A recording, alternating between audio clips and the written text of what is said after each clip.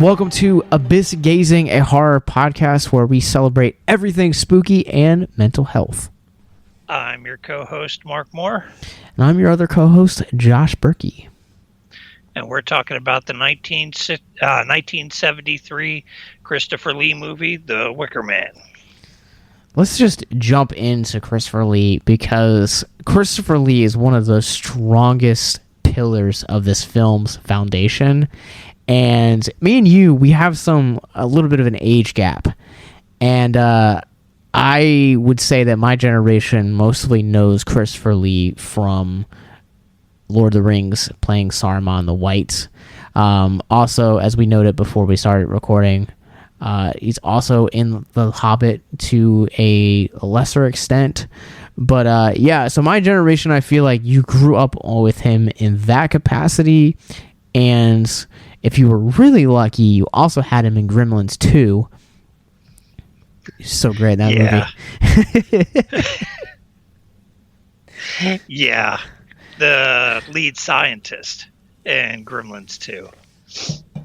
Yeah, I showed that to my wife's a huge Lord of the Rings fan, and so when we first started dating, we had these practices where we would just spend a day showing each other movies that we hadn't seen. And her favorite movie is The Two Towers. And so when we got to The Two Towers Extended Edition, I was like, all right, since this is your favorite movie, I'm going to show you another side of this actor. And I showed her Gremlins 2. And it's really weird to kind of like see the diverse range that Christopher Lee has, especially as we'll get to talk about here in The Wicker-Man. But and I didn't know this until more recently, but got his start in horror, like so many other great actors that we know and celebrate today. But he has an interesting backstory, because his is not in like traditional horror. His horror started kind of where Bela Lugosi and Boris Karloff kind of left off. He kind of started with Peter Cushing and Vincent Price in that style horror, with his biggest role being Dracula back in the day. That's probably where, from the horror aspect, most people know him from, would be the old Draculas he was in. But he was in a lot of horror when he first started off in movies. Yeah, so my introduction to like his earlier films, I've never actually seen any of the Hammer films, and I feel like, just to clarify, like there's two generations that run parallel with one another. You have the classic Universal monsters, and then I think something happened with like the rights, and so Universal always had those versions of those characters, but they were always public domain. And Hammer horror actually kind of gave Lee his start. He's played Dracula 10 times, and huge shout out to our editor-in-chief Cam Smith from Victims and Villains for kind of placing that on my radar, because I had no idea how closely tied to the genre Christopher Lee was. And then last year I actually had ordered something from Fright Rags, and they sent a trading card that is Christopher Lee as Dracula. And I think 90% of people, when you mention the name Dracula, your first instinct is to go to Bela Lugosi, because he's the actor that really made it iconic. But Lee also has had a lot of ties to the genre. Like you'd mentioned, like he's worked with Cushing quite a number of different times.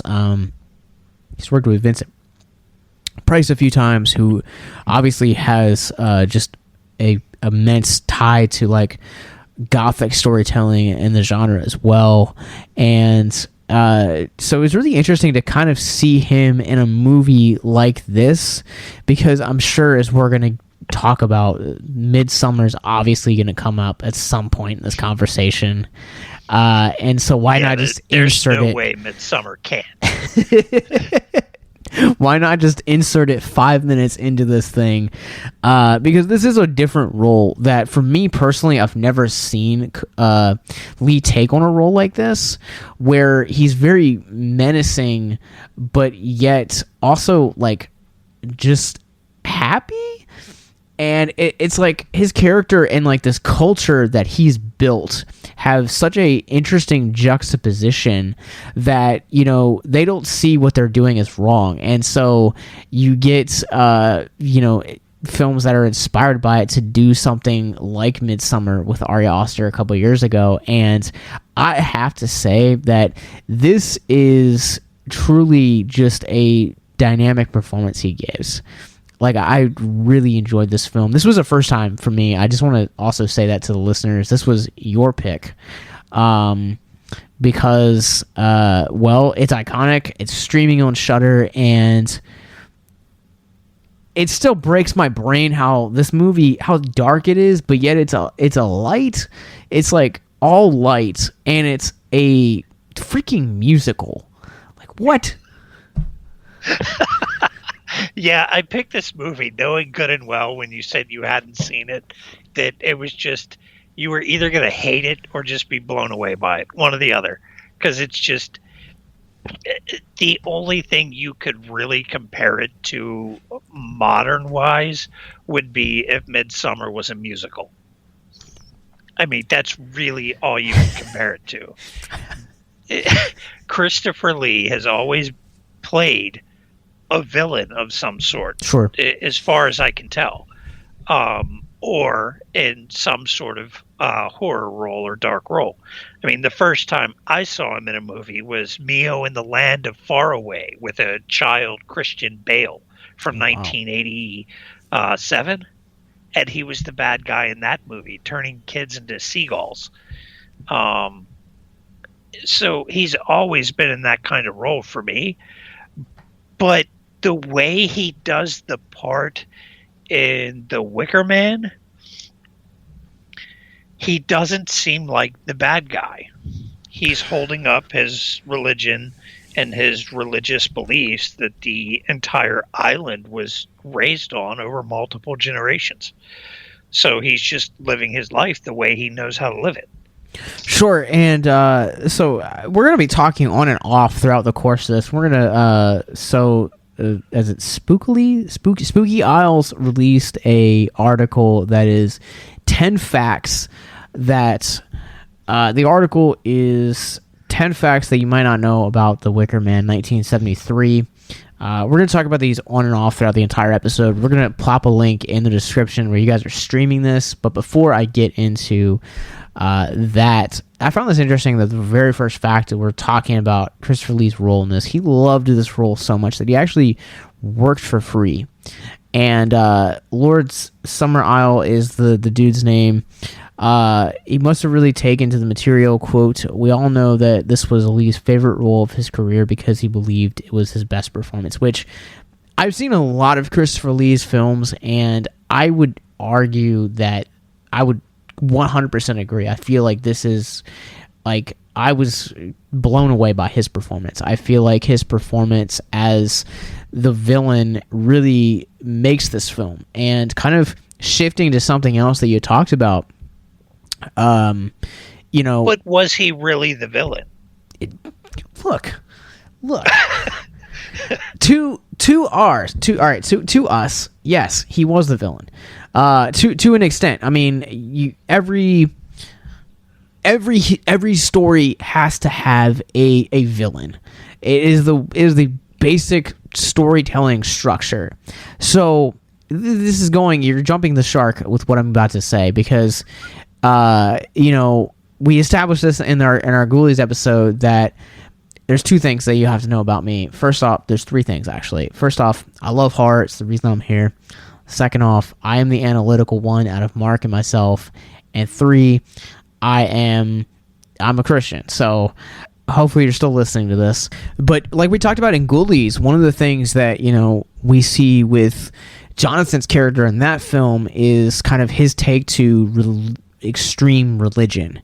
And, you know, for him it was something completely different than Lord Summerisle. But you make this valid point that this is a story where he doesn't really see himself as the villain, because everything that he's been doing on this island, this is the culture that he has been raised in. This is the culture that he has learned and risen up the ranks according to the system that has been put in place by the Wicker Man. And you can see how Sergeant Howie's continuously fighting that this is wrong, like what you have done is wrong, like this is murder.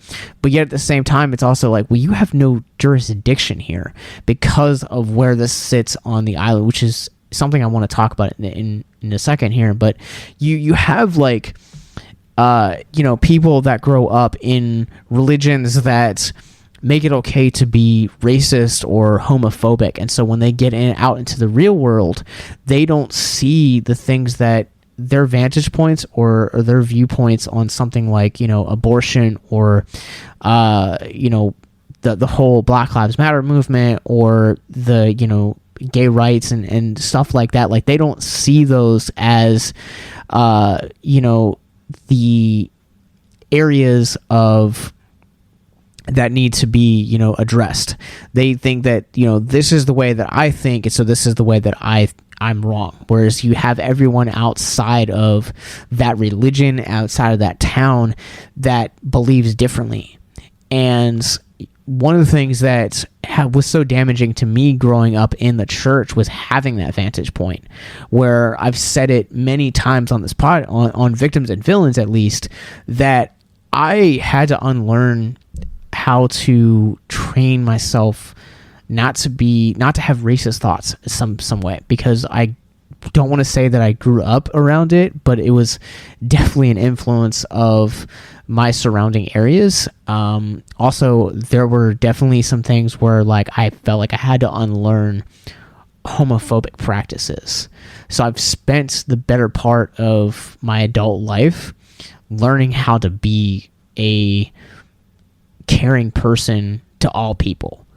And for myself, like when someone would call me out on that, I didn't see that as an issue, because I'm just doing what I was taught. I'm just a product of my environment. And that's what's so compelling about the juxtaposition between Lord Isle and Sergeant Howie. So you viewed this movie through the viewpoint of the sergeant, through this is a Christian nation, this is not the way we should be acting, as opposed to seeing it that the island was seeing him the same way. Oh, I mean, in a way, yes. And we have stories like the Wicker Man that you're basically having a character that is our entry point into us exploring a new world, uncharted territory, so to say. And that's what Howie felt like to me. Howie felt like an entrance point into kind of almost making the exploration of the island feel first person. Now, I don't want to be trapped in a corner by saying, that all religions are wrong, and if you don't believe what I believe, then you're damned. I don't want to be on record in saying that, and I would love to have a intellectual conversation, hear your viewpoints, and you hear mine, and we can, be friends about it. If we, at the end of the day, we disagree, Mark and I, we have had these conversations all the time. We are very different when it comes to this stuff. But I don't want to just be like one of those Christians that is a turn or burn kind of people. Like, I want to have intellectual conversations and find out why you believe what you believe. It's honestly one of the most fascinating things to me.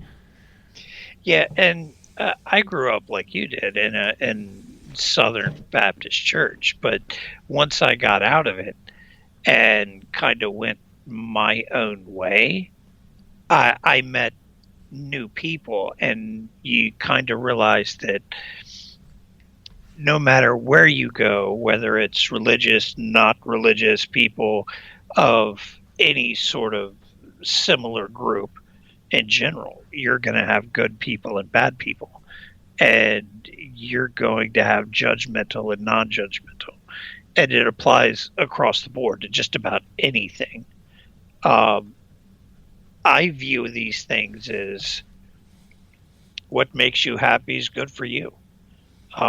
It's not my right to tell you otherwise. So I have friends that are pagan. I have friends that are Satanists, nihilists, just about anything you can think of. And we all agree on the same thing, that it works for me. It's not my place to tell you otherwise. But when I watch The Wicker Man, I end up seeing it more so from the culture of the island than from the police officer that's there looking for a child. Simply because it was a viewpoint that I wasn't familiar with at all until I kind of got out on my own and did my own thing and formed my own opinions and learned that, hey, I may not necessarily agree with this, but this is what these people believe in and makes them happy. So I shouldn't be trying to change them. Yeah, and I mean, for me, I think I've fallen into similar backgrounds with that, because I've been on the receiving end of what extreme religion looks like and feels like. I understand what it does to your mental health, your self-worth, your self-value, and it makes you angry. It becomes everything that the very foundation of the church is, quote, supposed to be founded on, and it kind of like really perverts that idea. And when I'm talking with people about religion, about God, about, different cultures and stuff like that, like, I always want to be as open-minded and as well-receiving as I can. Now, I believe 100% with certainty what I believe, but I'm also, willing and loving to have a conversation and with people on that stuff. And I feel like, when you have the Wicker Man, you're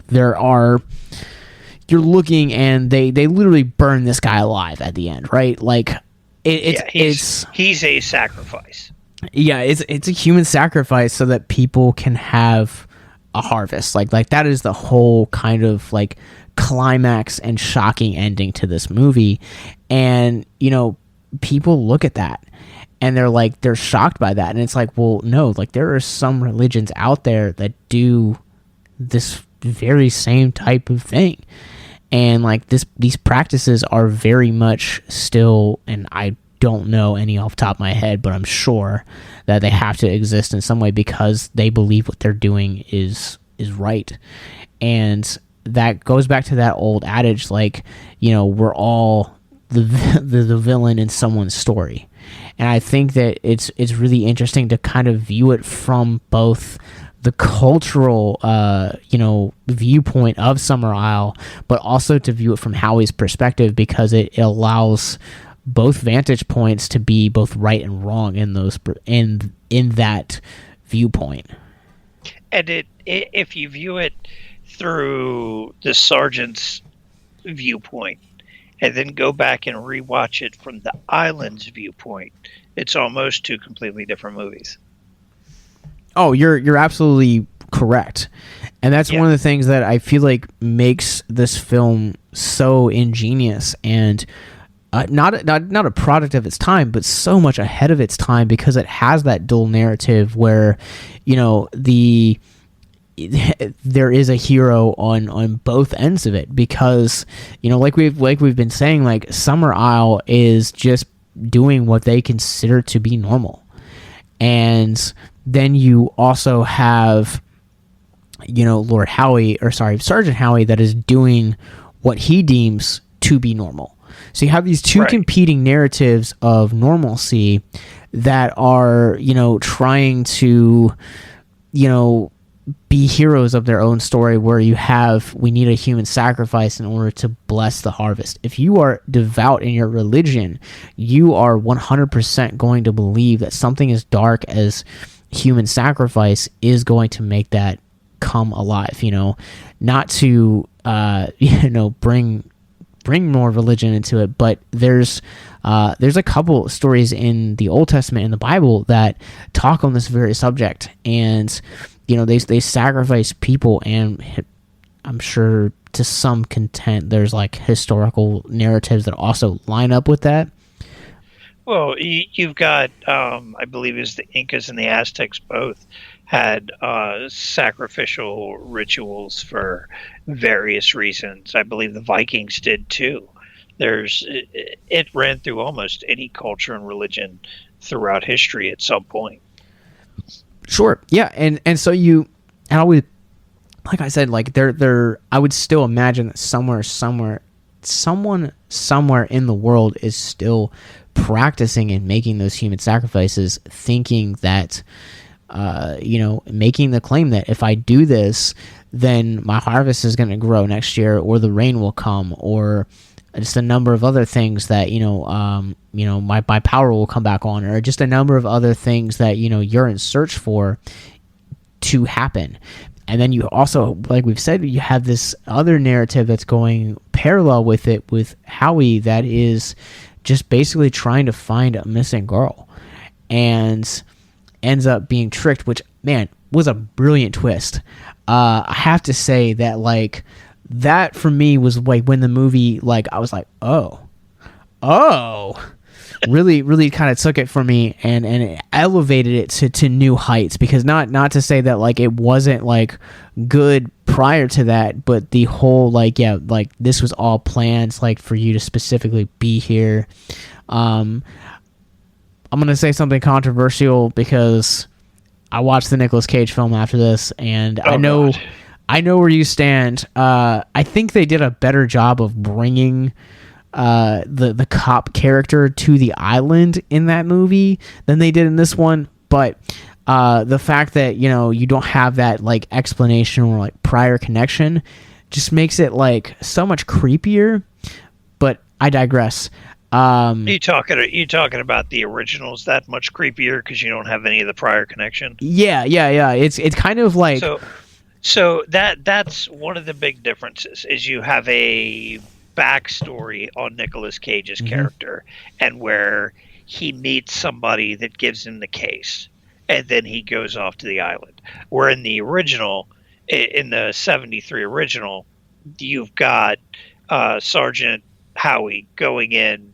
It's just him flying into the island and landing in his seaplane, and it picks up from right there. So it's a cop that's looking for a missing girl, and the story progresses from there. Where the Nicolas Cage one, you've got a little bit of a backstory to kind of tie it all together. He's got connections to the girl's, like, girl is actually, like, his daughter that he had with this, like, former lover that is basically been indoctrinated into Summer Isle. Yeah, and I don't know. I think the remake was an abomination. Because I saw the Nicolas Cage one first, originally, very shortly after it came out on DVD originally, and then a couple years later saw the remake and was like, wow, whoever thought that was a good idea needs to be smacked. And I think the fact that there isn't that tie to it, and the fact that it's just a police officer, here's your assignment, go check it out, makes it better than trying to tie the officer in some way to the island and the group that's there. Sure, and Halloween's another great example of why that works. Like, the reason that John Carpenter's 78 film has stood the test of time and makes it such a prolific film is because he was creepy. Like, he was just attacking these people for no reason whatsoever. And then you have Halloween 2 that was like, oh no, he was just trying to kill his sister and end his bloodline. And then that was the thing that they ran with. And then you have Rob Zombie coming in 2007, and while I still hold the the film to a nostalgic high because I did grow up on it. It doesn't need to be explained. Like, it's creepier because he's just a random kid. Like, I don't need to know that Michael came from a broken home, his mom's a stripper, and like committed suicide, and like he was really depressed. Like I don't need that to make Michael a landmark character. To just have him put on the mask and creep people out and kill them. Like that unpredictability is what makes that film so much more impactful. Just not knowing what he's going to do next, and the reason why he's attacking people makes him such a more impactful character. And the same goes for Summer Isle. You know, here you have Sergeant Howie that comes to this island that literally sits in the middle of nowhere. It has no jurisdiction, which I do want to get into that just in a few minutes. I found that to be such a compelling aspect of the narrative.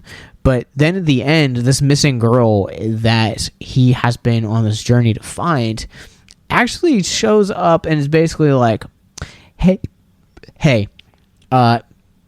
she's alive, and we lured you here so that you could be our sacrifice.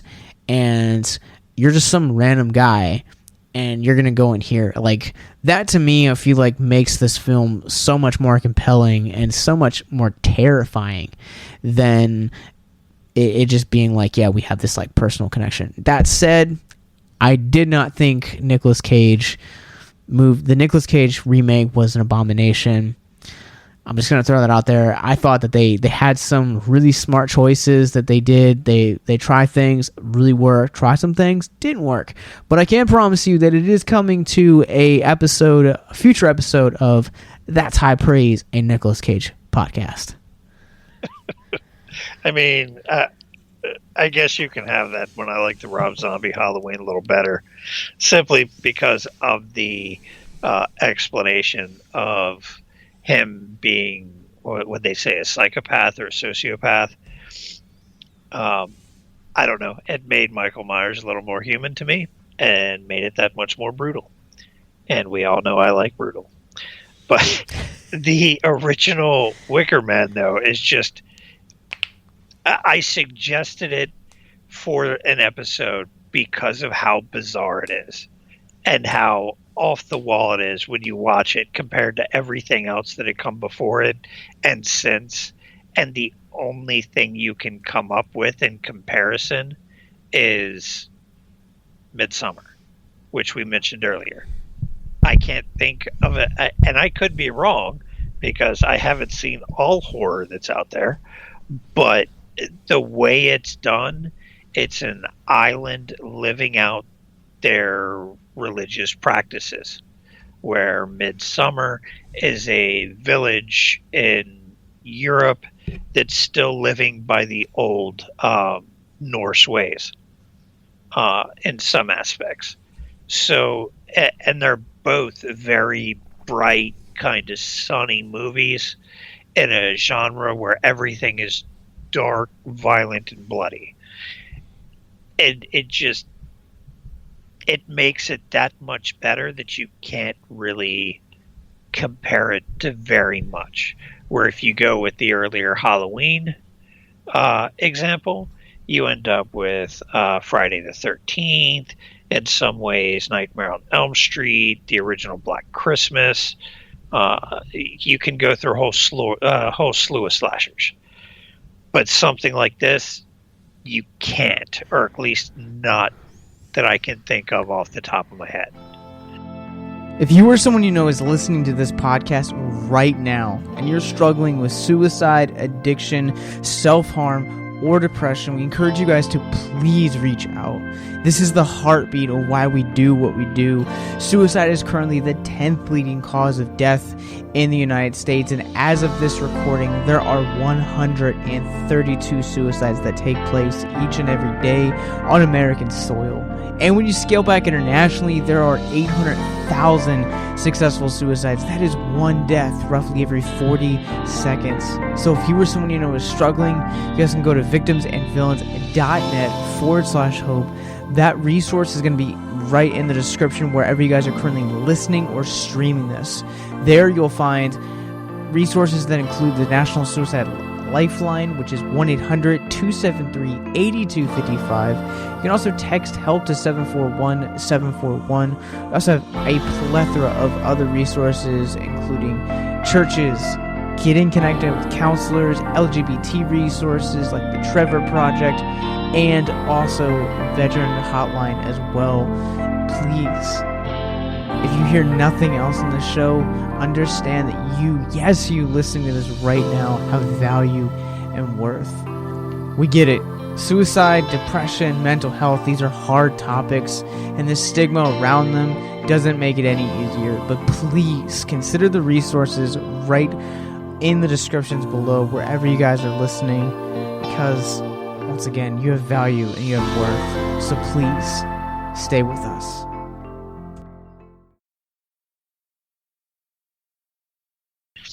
I think you missed the point of my Halloween illustration, but I digress. I think you're absolutely right. This film stands out in the genre with so much ease because of its bright color palette, and also it's musical. It's a musical. Like, there's the only other horror musical I can think of is Repo, the Genetic Musical, and I would argue that has also steampunk elements into it, but I think for this film in particular, the thing that makes it stand out and stand the test of time are the performances, the fact that it's a musical. It's bizarre, but yet it doesn't really reach the bizarre until the final act. Like, it feels just like a traditional horror or even like noir film, and then you kind of take the musical aspect aside. You don't need it, and I don't want to say that I did need it or that I hated it. What I'm saying, to clarify, is that the musical aspect of it for the first two acts, until you get to like the human sacrifice and like the really bizarre stuff, is just like, okay, like this is just the island's way. Like we've been talking about at the beginning of the episode, like, this is just what they consider to be normal, and run with that. Like, it's such a normal thing, but it's interesting to view that through an outside source, like what he ends up doing with it. But can we talk about the whole aspect of like the islands kind of being like secluded to where they don't actually have their own jurisdiction? Like, that's not something like I ever took into consideration, but they literally can pretty much get away with anything they want. And, human sacrifices, who's going to stop them? Well, I believe the island was technically part of Scotland. That's why he was there as an officer. But they didn't have their own police. Basically, the island governed itself and acted as its own independent entity. But it was part of Scotland. See, I didn't look at it that way. Like, for me, the people acted and operated like they were just absolutely untouchable because they were like in the middle of nowhere, and I guess I just did not make that connection. But to go back to what we were just talking about, like, there's no like moment where like they actually establish how he actually got notified that there's a missing child, or am I just missing something?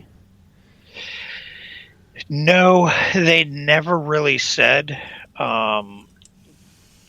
I believe it was just kind of, here's your case, check it out kind of thing. But they never really establish how the case came about to be. You just kind of figure it out by the end of the movie. Oh, crap. Yeah, they're the ones that actually called it in. The island was, because it was a setup from the get-go. Okay, yeah, like I get the fact that it's a setup, but like still, like they never explored it, and it is what it is. But yeah, well, I mean, when you look at the police in general, they don't have a big story on how they got a police case. A detective gets assigned True. a case. Here's your case. True. Gets handed a file.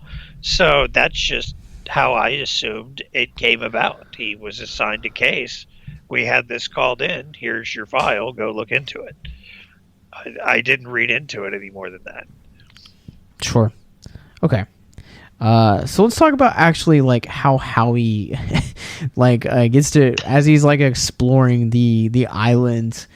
We talked about this being a musical, and there's a scene in particular that I can't like remember the character, but it's the daughter of someone that's like dancing, and I just wrote in my notes, what is even going on?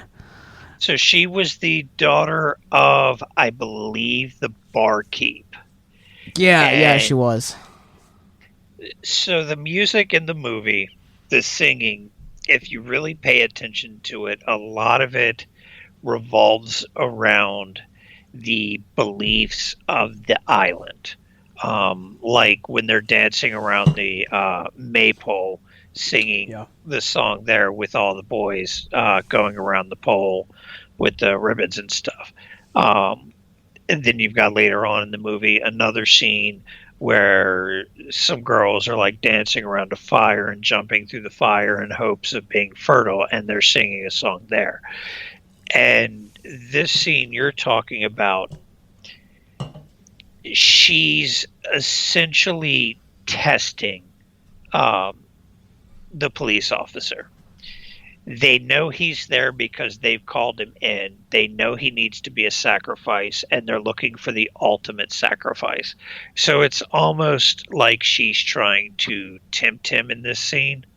Come over, say hello, what's up, spend the night.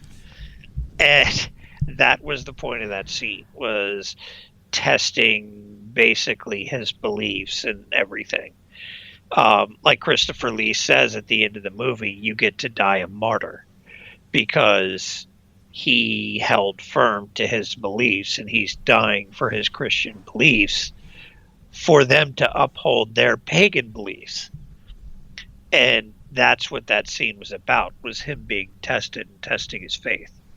There's something oddly very sexual about that scene, that the way that it's like shot and the way that it's like choreographed too, it kind of almost feels like, and there's a couple of shots in here, like I will talk about one in particular that is kind of like almost like being sexual without actually the aspect of sex, because it almost kind of feels like she's trying to like put a spell on him. And so for that scene in particular, like I was like, I am here for this, but I'm totally lost at the same time. Well, if you paid attention to the words of the song they were singing in the bar, they were making a lot of sexual references about everybody wanted a piece of the barkeep's daughter. I think her name was Willow, I think was her name. And a lot of the movie actually revolved around that. Their religion, all kinds of aspects of the movie and their religion revolved around reproduction and fertility. He goes out for a walk in the middle of the night, and there's just like people getting it on in the field across the street. Like I mentioned earlier, you had the girls dancing, jumping through fire, hoping to become more fertile. And the whole point of the ritual and the human sacrifice was to make the land more fertile for a better crop turnout the next season. So it was actually an underlying theme in the whole movie. But that specific scene itself, I still think it was more of testing him in his faith and how valid of a sacrifice he was going to be, as opposed to random TNA in the movie. Let me just say, first thing, side note to all female listeners, please, if you've ever jumped over a fire to make yourself more fertile, please let us know, because we're two guys, So we don't know if that makes you fertile or not. It's for science. We would just like to know, so to let us know. Tweet to us at the main account of Victims and Villains, or DM us, whatever comes first. But anyways, yeah. There's a lot of, like you said, like there's a lot of like sexual undertones that this film has, and before I kind of divulge into that, so particularly like the quote aspect of like testing him was never something that I actually considered at all when I'm watching this movie, and it makes it even more a little bit relatable for me as a Christian that has gone through a lot of addictions and things that are very much frowned upon in the Bible, in the church, just because I am a human being who is flawed in all of his ways, and before that I'm a Christian, and sex is definitely something that I've struggled with since I was a teenager. And so I understand that struggle of like how he kind of like, having that girl next door literally, and her being ready for him. Like it's a true like connection point for me as a viewer to be like, man, like I've been there. Like I know what that mental health struggle feels like. I know what the shame that immediately follows that. But I digress. Let's talk about sex. I mean, you can't watch this movie without talking about it in some way. And to your point about that scene, the one thing you kind of have to keep in mind is it's not just like some girl next door trying to taunt you into getting it on. It's like the head cheerleader. It's the girl next door trying to taunt him to get it on. So it adds a little more to it, because they have the scene in the bar where they're all singing and joking about wanting to get it on with the barkeep's daughter, which is her, and then you have it followed up shortly thereafter with that scene to give you the idea that she is the one next door that everyone wants. Yeah, and so this film, like I said, like it has many. What we talk about, it has many sexual undertones to it, and I feel like it's one of the things that makes this film, to go back to a previous point, stand out so easily within the conversation of horror. And it's not just the lighting, it's not just the musical, but it's the sexual undertones too. This is still early enough within a genre that is still kind of trying to, I don't want to say figure itself out, because by this point you've had classics like Nosferatu, Dracula, The Invisible Man, The Wolfman, Creature from the Black Lagoon. Like, you've had a number of Hammer horror films, but this is the beginning of kind of like the exploration and experimentation of what the genre is capable of. And here, I think you having all of these sexual undertones really adds to the film's kind of ability to stand out, because it's not until probably a decade later that sex is really kind of a cornerstone to the horror genre, and in that case, it is a cornerstone in the sleazy teenage way, whereas this is actually basically looking at sex as artistry and something that's beautiful, cultural. Yeah. One of the scenes that really stands out to me is the scene where Howie walks in on the kids and they're singing about penises and vaginas and the act of sex, and I really love the way that the Nicolas-Cage version puts it, because he walks in and they're just like phallic symbols, and he just bursts out laughing in that signature Nicolas-Cage laugh that he has. But once again, where in this, Howard is just completely mortified that this is going on and they're talking about this with kids. Yes. And then also too, one of the things that I wrote down is that like a lot of the third act leading up to the sacrifice of Howie, it all feels like foreplay.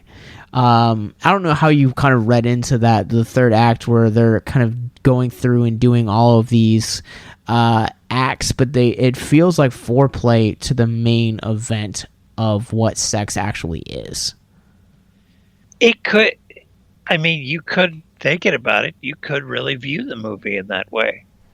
Because everything is really kind of testing the waters. Everybody's getting worked up, and he's getting more and more kind of wound up, so to speak, over the whole thing. And depending on how you look at it and reference it, I mean, it is an underlying theme in the entire movie. I mean, it's not even arguable. So you could really view it that way. That, yeah, everything is leading up to the end, which, as far as that culture is concerned, is fertility and reproduction. Did I just make you see this film in a whole new way? No. Okay. I just never thought of it like that. I watched it as a film. like we established, like, I am the analytical one. Mark just watches movies. Yeah. Which is, I just kind of shut my brain off and watch it. And then he makes profound comments like that. And it's like, man, now I have to think about it. Yeah. Yeah. So one of the things that I think this film does really well too is we kind of didn't really even kind of talk about like the fact we jumped around like that it's a musical, but we haven't like really dove in deeply to the fact that it's a musical. But before we do, let's pull out another fun fact here. So as we've said, this movie takes place on a island off of Scotland, but the film actually was shot in Africa because Scotland was too cold.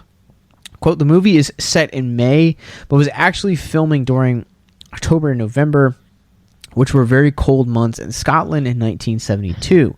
Due to this, during outdoor scenes, the actors had to suck ice cubes between takes to ensure that their breath didn't freeze and wasn't visible during filming. Additionally, some of the overhead scenic shots had to be shot in Africa because the film didn't have enough money to give Scotland's trees their, quote, May blossoms, which would be required to the prop department, sticking fake blossoms to all the branches. Could you imagine having that job? I mean, again, to bring it back to Halloween. Halloween is my favorite film of all time. One of the things that they actually had to do was, because of how low the budget was, they got this, they shot in like summertime or something like that, and they got this like bag of fake leaves, and so what they would do is they would shoot a particular scene, and then once the character got out of shot or the scene was over, they actually went back and like picked up the leaves and put them very carefully into a trash bag so they could reuse them several times. I would rather rake up the leaves and reuse them than have to walk around and super glue flowers to a tree. Yeah, true. Well, all right. Do you want another fun fact, or do you want to jump into the musical portion? Let's go ahead on to the music, because it ties into the story we were just talking about. It really does. A lot of musicals, it's more for entertainment, but it really ties in this movie to the culture of the island. And it's very much a subtle change in the tone, because like you had said, like when you first open up on the film, it is literally a plane landing down on this island, and you're having Sergeant Howie get out, and he's basically going into this, and he's trying to like ask around, and the when they break out in song the first time, it's like, okay, like maybe this was just an offshoot thing. And then they do it a second time. And it's like, okay, it never feels like super heavy handed. It feels like a natural extension of the island, which was something that I really appreciated about this movie more than a lot of the other things in this movie, was that musicals are really hit or miss for me as a viewer. I do have a couple musicals that I really do appreciate, but for this one, I think that the main reason that it makes it work so well is because it feels like a natural extension of not only the story that we're experiencing, but the culture of Summer Isle. Yeah, because when you think of a musical, you think of things like Oklahoma or Sing It in the Rain, where it was an entertainment aspect of the genre. But in The Wicker Man, it just felt like the island, as opposed to added in fluff to make it more entertainment. It was part of the culture, the island, and their way of being. I'm not a fan of musicals. I like this movie probably because it's just weird. And about the only other musicals I can think of that I enjoyed was Hedwig and the Angry Inch, which the music played a role in the movie itself. And I can tolerate Genetic, a repo opera. And that's because it's industrial gothic, and the music was written by Ogre, who does a lot of the industrial gothic music in that scene. But in this, it's how they are and who they are, as opposed to an aspect of just trying to entertain the audience. So, yeah, and speaking of music, here's a fun fact for you. Rob Stewart actually tried to ban The Wicker Man because, and I quote, he was because Britt Eklund, who plays Willow in the movie, appeared naked in it, and she was his girlfriend at the time. So continuing on to Eklund as a character, she had most of her dialogue actually dubbed over because it isn't her voice we hear. The vast majority of her dialogue and singing was dubbed over by Annie Ross, who is a Scottish singer and actress. Yeah, and Rachel Verney, I believe, did some of the singing for the character as well. So I believe it was actually two different people did voiceover for her. Anne Ross did the actual talking and speaking roles, and I think Rachel Verney did the singing. Yeah. And so it's interesting that this film was controversial even before it kind of saw the light of day, so to say, as was The Exorcist, but I digress. For different reasons. The hallmarks of the 1970s cinema. This film in particular, though, also one of the things that I really love about the culture of Summer Isle is how engrossive it feels as a viewer. The fact that one of the things I really enjoyed most, or one of the scenes that kind of stuck out to me, was the scene where he's trying to find out her grave, and so he's taken, and this is the part where someone turns to him and says, we don't use the word dead here. The soul rises to the earth, to the air, and they actually planted trees on top of graves, and so it signals this cycle of we started of the earth, and then we were born, and then we returned to the earth. And I just kind of thought that was like strangely poetic, the way that they kind of view death. Christopher Lee even says at some point that death was believed to be a pagan ritual. Maybe I took that note down, but yeah, it's interesting the way that they even view something like death here.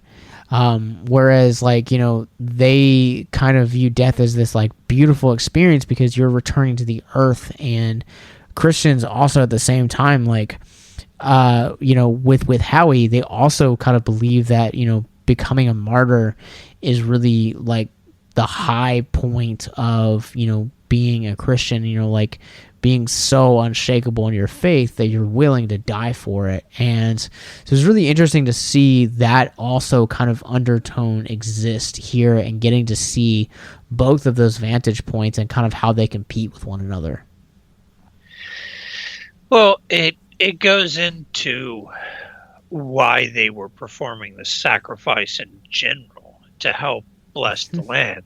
They believed in their form of paganism that everybody died and returned to the earth, which is common religious belief across multiple different aspects.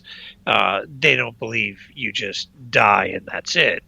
Or Christians believe you die and go to heaven or hell, depending on whether you believe in God or not. A lot of the pagan beliefs are that when you die, you don't just die and move on.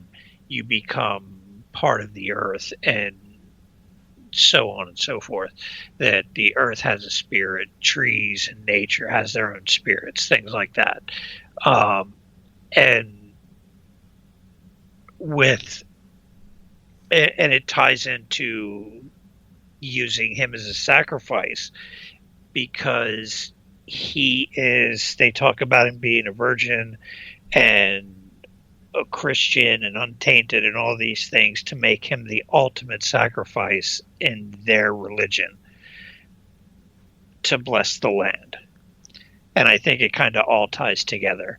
They plant the trees on the graves to grow new life from the death and so on.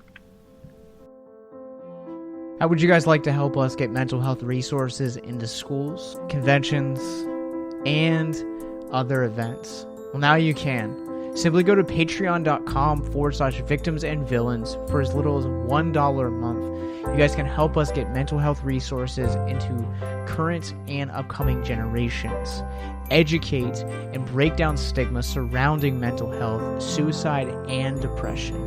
And you get exclusive content that you can't get anywhere else. And you guys can tell us which Nicolas Cage movie you want us to cover, and we'll do it. All it takes to get started is to go to patreon.com/victims and villains, or simply click the link in the episode description wherever you guys are currently listening or streaming this episode. Pick your tier and get started today. Yes, it's that simple. So quickly select the tier that you want and help us get hope into the hands of the depressed and the suicidal today.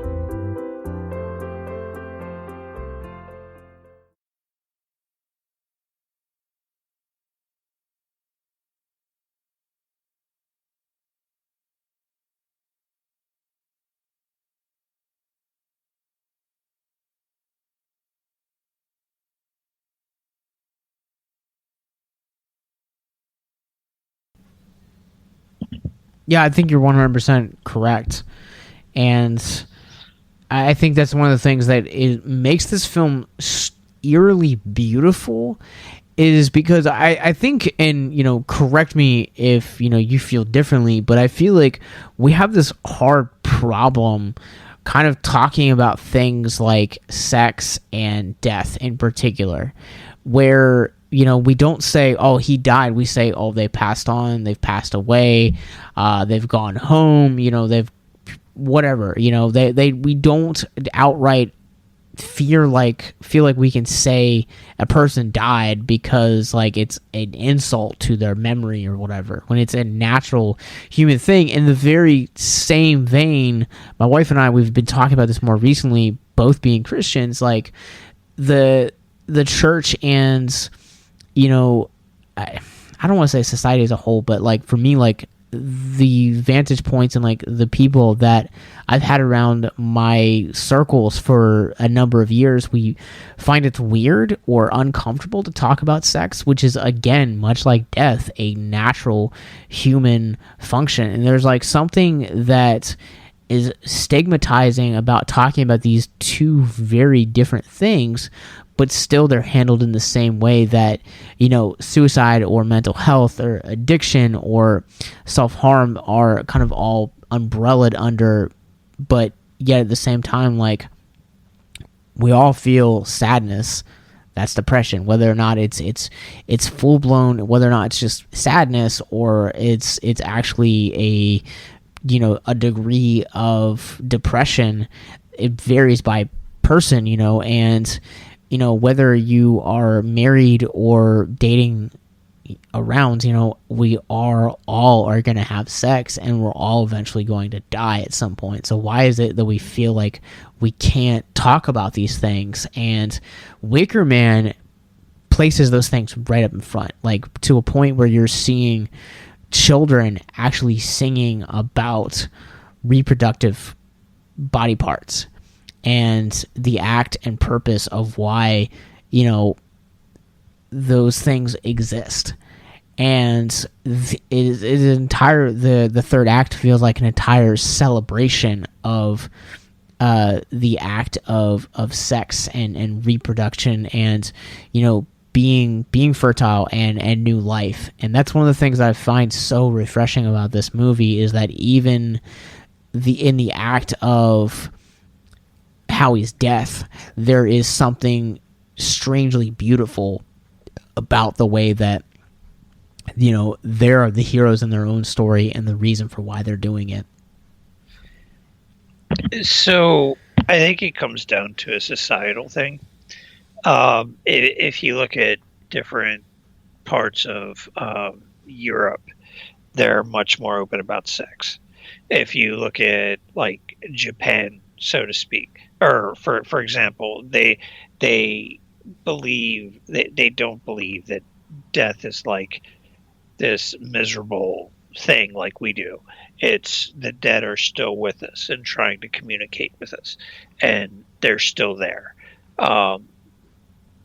It's a societal thing, and the Wicker Man, you were seeing the society of the island as a whole, and that's why it seemed so different and almost, from our perspective, a lot of taboo, is because we don't talk about that much in society. It's frowned upon generally, and that we all should be sad and upset when somebody dies, but it's not seen that way in other cultures, and that's what it came down to in the movie.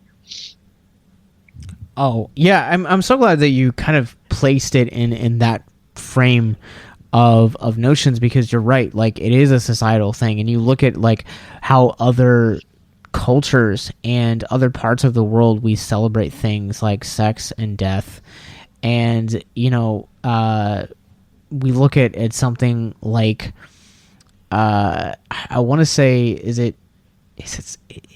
Europe, like, that is like cool with like sex, like it's not like that big of a deal to like see a woman's like nipple or something like that. Am I mixing that up with another country? No, I believe it's parts of Europe. Yeah, so like but over here in the States, like it's if you can see it like through the shirt, like it's a big deal, and like everyone loses their minds. And that's one of the things when watching a movie like The Wicker Man or Midsummer or even some Japanese horror. You can't watch it with your societal beliefs in your view. If you do, you're going to lose parts of it. A lot of Asian horror deals with superstition and folklore and things like that, which to us in the Western world is hokey, is you just don't know any better and are uneducated. But that's a strong thing in Asian horror. It deals with these superstitions and ghosts and things like that. But if you watch it from the thought mindset of this is how they view things, it brings the film into perspective. and makes it make sense. In The Wicker Man, if you watch it from Christopher Lee and the island's point of view, it makes a lot more sense than if you watch it from the officer's point of view and him, this is against God. I'm going back to the mainland. We're going to have to change this. Yeah, I talked about this in one of my more recent reviews on Morgue, which is a Spanish horror film, and for that film to be effective, you have to have some notions and ideals of how Spanish people, particularly Spanish countries, view the afterlife and death and stuff along those lines. And that's what has helped that film make such an impact on my viewing experiences because, well, I like to talk about death. I said it. There's no need. Cancel the intervention, Mark. We're fine. I've come to my realization that I have a problem. It's probably why we're doing a podcast. But well, when you think about it, there was, if you've ever seen Vikings, I believe it's in season 1. There's a scene that'll put it kind of in perspective. They run in to the Anglo-Saxons for the first time on a beach. There's a couple survivors that get away from the Vikings.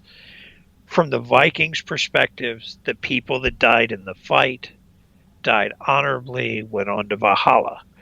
From the Brits' perspectives, when they went back to their king and reported in, this is like nothing we've ever seen. They weren't scared to die, and it's because their perspective was different. And it plays into movies like Wicker Man in the same way. It changes depending on which side of the story you view the movie at. Yeah, 100%. And I feel like you have to open yourself up to other cultures and be willing to introduce yourself to kind of how other cultures view things like death, sex, and kind of even religion, because we should be growing as people. Like, we should be growing, but it helps make art like The Wicker Man so much more effective than just being like, oh, well, because this person is talking about such a taboo thing, then clearly I can't agree with them. Like, for years, because I was like, oh, as a religious person, that horror movies were bad. Like, I stuck away from them for a long time. And then also at the same time, like, when I got into them, like, I strictly watched slashers because, like, they were safe and they were formulaic and they satisfied, like, my need for bloodlust. And then as I kind of got into it, I was like, all right, like, I'll watch this, but I won't watch things like The Exorcist because they're dealing with taboo church topics. And then I kind of got into doing a little bit more research and had a better grasp on what I believe as far as like demonic possession and oppression and stuff like that. And The Exorcist, I've read the book twice in the last year, and The Exorcist is now one of my favorite films. And it's because you need to have that shift into cultural background in order to truly appreciate art sometimes. I think opening up to other things, in this case, religions and cultures, makes it easier to appreciate things and see things for what they are, as opposed to your specific stylized viewpoint that you may have if you had never gotten out of, like, the hardcore church upbringing. By at least learning about these different aspects, at the very least, it lets you kind of look at it and take into account how other people see it and how it affects other people, not just your closed little world that people may be in that they can't get outside of them. It lets you see outside of yourself, I think is what I'm trying to get at. It lets you see it from other perspectives than your own little bubble. And if there's anything that the last year has taught me, it's to, advocate for people to be bigger than themselves, because I feel like when you look, not only do you look at art differently, we're recording this at the end of June, beginning of July, where we're getting another Purge film, and this has been a series that I have not really appreciated up until rewatching the four released for Forever Purge, and everything that I've learned over the last year with how messed up our history is, specifically when it comes to black people and the criminalization and let me rephrase that, improper criminalization, and the way that we impoverish those communities has made me appreciate that movie even more than I did before, because I'm not just watching it as a movie, I'm watching it as a political and social commentary, and so it completely changes the way that I view a film like that. And to kind of bring it back to what you were just talking about, Mark, this very specific need to look at something away from yourself. I needed to, like I said, so much of my societal influences and growing up in the church, I had to really unlearn a lot of that stuff, because A, it wasn't biblical, and two, I had to really kind of find out for myself, is this what I believe, or do I believe this way because this was because this was a product of my environment, and really start to test it, and you grow to be a better person because of it, and it allows you to truly see the need past just your own needs, to kind of see that there is a need for justice, that there is a need for advocacy, that there is a need for conversations that need to take place on race, sexual assault, mental health, religion, the list goes on and on. But you have to say, okay, I'm going to step outside of myself and grow as a person. Yeah, it also teaches you a way to be less selfish and self-absorbed, because it's no longer about you, but everything as a whole. And that's kind of the way I see it. Yeah. So I think that's going to do it for us, talking about The Wicker Man from 1973. I promise that there at some point in the near future, I don't know when actually, we're going to be doing a Nicolas Cage Wicker Man episode over on our sister podcast, That's High Praise, and Nicolas Cage podcast. But Mark, where can people find you online? Well, I got my painting right now, painting miniatures, titanium juggernaut painting on Instagram. Right now, that's about it. And you guys can find our parent company, Victims and Villains, on Facebook, Instagram, Twitter, Twitch, Patreon, and Ko-fi, all of which you guys can find links for at victimsandvillains.net, along with other podcasts like this one, movie reviews, and most importantly, our mental health resource library. We're leaving you guys this week with What Lies Below. This is a brand new single from them called Canvas. If you guys like what you hear, click the link in the descriptions below and support these guys on both their social media and streaming platforms. And until next time, remember that whatever... And remember, if you gaze long enough into an abyss, the abyss will gaze back into you.